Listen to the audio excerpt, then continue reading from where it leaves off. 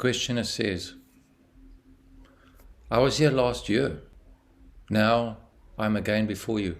What makes me come? I really do not know, but somehow I cannot forget you. Maharaj answers, some forget, some do not, according to their destinies, which you may call chance, if you prefer. Questioner, between chance and destiny, there is a basic difference. Maharaj answers, only in your mind. In fact, you do not know what causes what. Destiny is only a blanket word to cover up your ignorance. Chance is another word. Questioner, without knowledge of causes and their results, can there be freedom? Maharaj answers, causes and results are infinite in number and variety. Everything affects everything. In this universe, when one thing changes, everything changes. Hence, the great power of man in changing the world by changing himself. Questioner, according to your own words, you have, by the grace of your Guru, changed radically some 40 years ago, yet the world remains as it had been before. Maharaj answers, my world has changed completely. Yours remains the same, for you have not changed. Questioner, how is it that your change has not affected me? Maharaj answers, because there was no communion between us. Do not consider yourself as separate from me, and we shall at once share in the common state. The questioner, I have some property in the United States which I intend to sell and buy some land in the Himalayas. I shall build a house, lay out a garden, get 2 or 3 cows and live quietly. People tell me that property and quiet are not compatible, that I shall at once get into trouble with officials, neighbors and thieves. Is it inevitable? Maharaj answers, the least you can expect is an endless succession of visitors who will make your abode into a free and open guest house. Better accept your life as it shapes. Go home and look after your wife and with love and care. Nobody else needs you. Your dreams of glory will land you in more trouble. Questioner, it is not glory that I seek reality. Maharaj answers, for this you need a well-ordered and quiet life, peace of mind and immense earnestness. At every moment, whatever comes to you unmasked comes from God and will surely help you.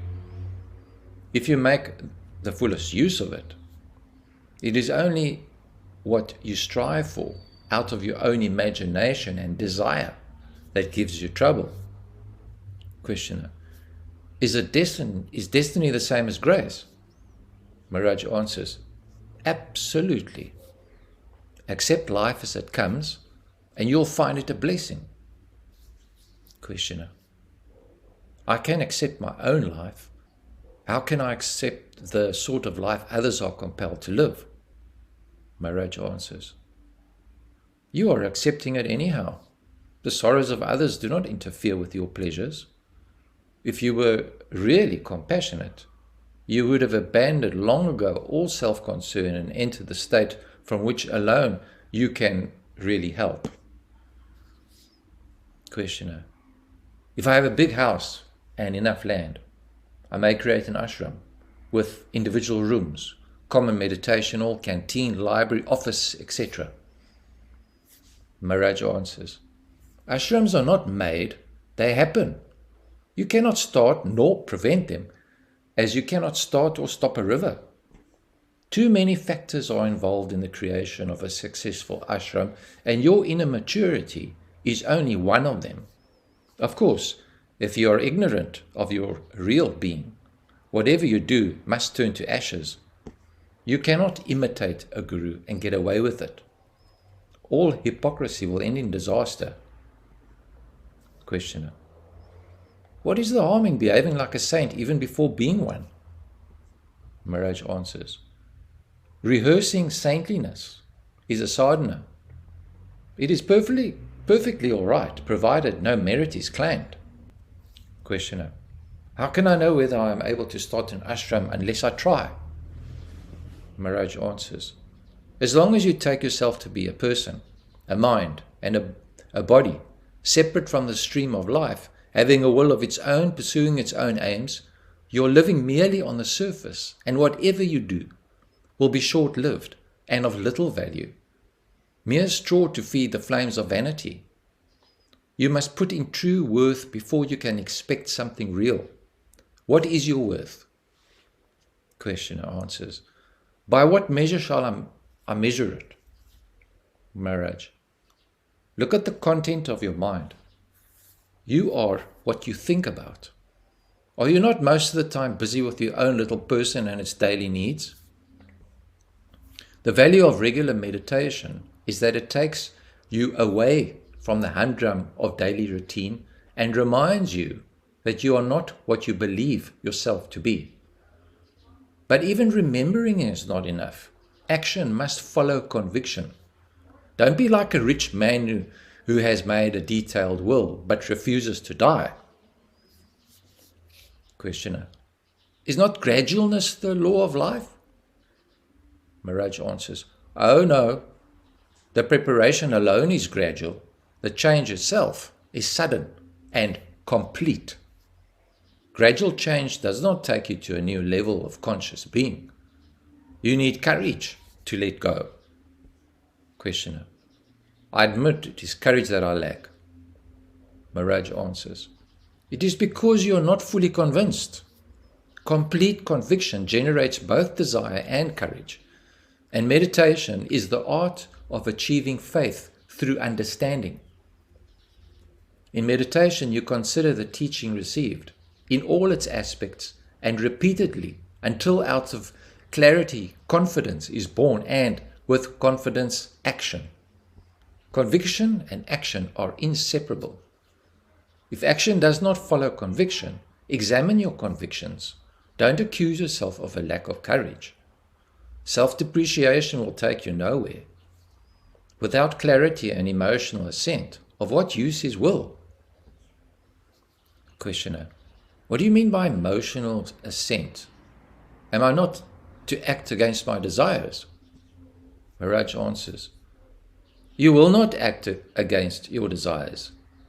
Clarity is not enough. Energy comes from love. You must love to act, whatever the shape and object of your love. Without clarity and charity, courage is destructive. People at war are often wonderfully courageous. But what of it? Questioner, I see quite clearly that all I want is a house in a garden where I shall live in peace. Why should I not act on my desire? Maharaj answers, by all means act, but do not forget the inevitable, unexpected. Without rain, your garden will not flourish. You need courage for adventure. Questioner, I need time to collect my courage. Don't hustle me. Let me ripen for action. Maharaj answers, the entire approach is wrong. Action delayed is action abandoned. There may be other chances for other actions, but the present moment is lost, irretrievably lost. All preparation is for the future. You cannot prepare for the present. Questioner, what is wrong with preparing for the future? Maharaj, acting in the now is not much help by your preparations. Clarity is now. Action is now. Thinking of being ready impedes action, and action is the touchstone of reality. Questioner, even when we act without conviction, Maharaj answers, you cannot live without action, and behind each action there is some fear or desire. Ultimately, all you do is based on your conviction that the world is real and independent of yourself. Were you convinced of the contrary, your behavior would have been quite different. Questioner, There is nothing wrong with my convictions. My actions are shaped by circumstances. Maharaj. In other words, you are convinced of the reality of your circumstances, of the world in which you live. Trace the world to its source and you will find that before the world was, you were. And when the world is no longer, you remain. Find your timeless being and your action will bear testimony. Did you find it? Questioner. No, I did not. Maharaj. Then what else have you to do? Surely this is the most urgent task. You cannot see yourself as independent of everything unless you drop everything and remain unsupported and undefined. Once you know yourself, it is immaterial what you do. But to realize your independence, you must test it by letting go all you are dependent on. The realized man lives on the level of absolutes. His wisdom, love, and courage are complete. There is nothing relative about him. Therefore, he must prove himself by tests more stringent, undergo trials more demanding. The tester, the tested, and the setup for testing are all within. It is an inner drama to which none can be party. Questioner. Crucifixion, death, and resurrection. We are on familiar grounds. I've read, heard, and talked about it endlessly, but to do it, I find myself incapable. Maharaj answers, keep quiet, undisturbed, and the wisdom and the power will come on their own. You need not hanker. Wait in silence of the heart and mind. It is very easy to be quiet, but willingness is rare. You people want to become supermen overnight. Stay without ambition, without the least desire, exposed, vulnerable, unprotected, uncertain, and alone, completely open to and welcoming life as it happens, without the selfish conviction that all must yield to your pleasure or profit, material or so-called spiritual. Questioner. I respond to what you say, but I just do not see how it is done. Maharaj answers, if you know how to do it, you will do it. Abandon every attempt. Just be. Don't strive, don't struggle. Let go every support.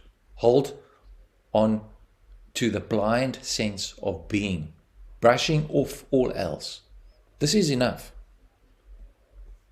Questioner. How is this brushing done? The more I brush off, the more it comes to the surface. Maharaj answers, refuse attention. Let things come and go. Desires and thoughts are also things. Disregard them. Since immemorial time, the dust of events was covering the clear mirror of your mind, so that only memories you could see. Brush off the dust before it has time to settle. This will lay bare the old layers until the true nature of your mind is discovered. It is all very simple and comparatively easy. Be earnest and patient. That is all.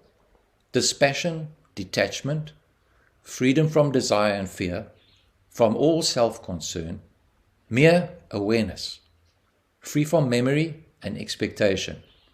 This is the state of mind to which discovery can happen. After all, liberation is but the freedom to discover.